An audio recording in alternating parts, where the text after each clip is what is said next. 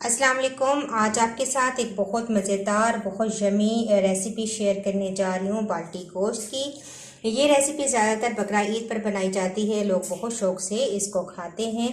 तो आइए देखते हैं कि मैंने ये बाल्टी गोश्त किस तरीके से तैयार किया है।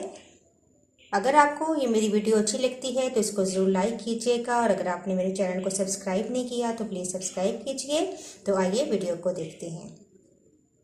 सबसे पहले एक पैन में शामिल करेंगे ऑयल, तकरीबन हाफ कप ऑयल शामिल करेंगे। मेरे पास है आधा किलो बीफ का गोश्त, और मैं शामिल करूंगी इसके अंदर तकरीबन एक प्याज, और इसको हम लाइट ब्राउन कर लेंगे।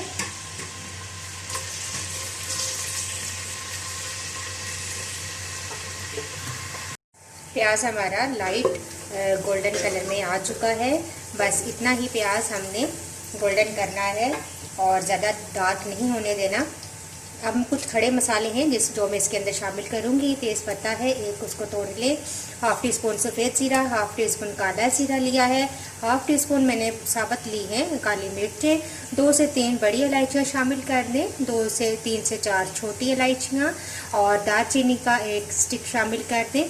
और मेरे पास छोटे थे तो मैंने 2-3 शामिल कर दिए हैं, और ये डालेंगे।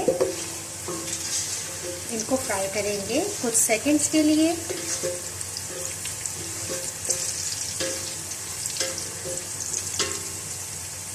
और अब साथ ही शामिल कर दूंगी अदरक और लहसुन पिसा हुआ, तकरीबन 1 टेबल स्पून भरकर वो शामिल कर देंगे। इसको भी फ्राई करेंगे।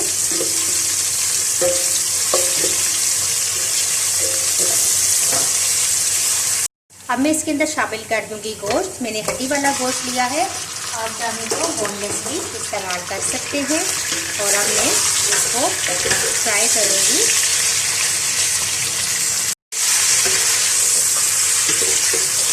अदरक लहसुन और प्याज के साथ अच्छा सा गोश्त को इतना फ्राई करेंगे कि ये अपना कलर चेंज कर ले।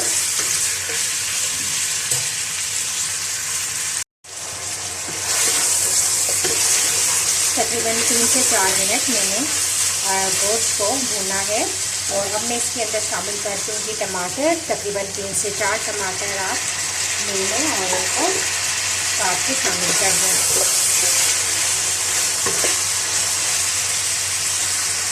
थोड़ी देर टमाटरों को भूनने के बाद अब मैं शामिल करूँगी मसाले। मैंने लिया है 1.5 टीस्पून लाल मिर्च का पाउडर, 1.5 टीस्पून ही मेरे पास धनिया पाउडर है, और नमक आप अपने टेस्ट के मुताबिक शामिल कर लें।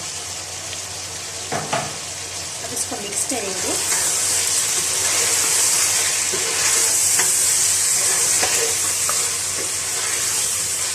और शामिल कर दूंगी हाफ प्याली दही, फेंट कर आप शामिल कर दें।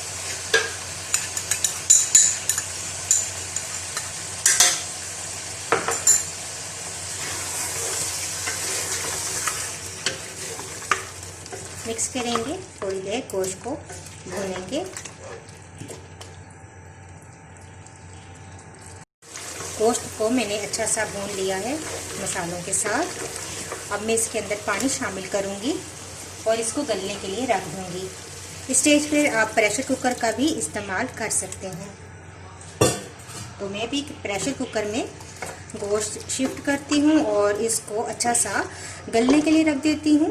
इसके बाद मैं आपको नेक्स्ट स्टेप बताऊंगी।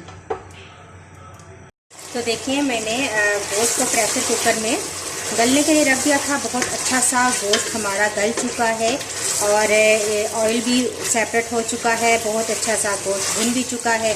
अब आखिर में इसके अंदर मैं थोड़ा सा पानी शामिल करूँगी ग्रेवी के लिए। थोड़ा सा पानी शामिल करेंगे, जितनी आपको ग्रेवी अच्छी लगती है, लेकिन बाल्टी गोश्त में वैसे ज़्यादा ग्रेवी नहीं होती।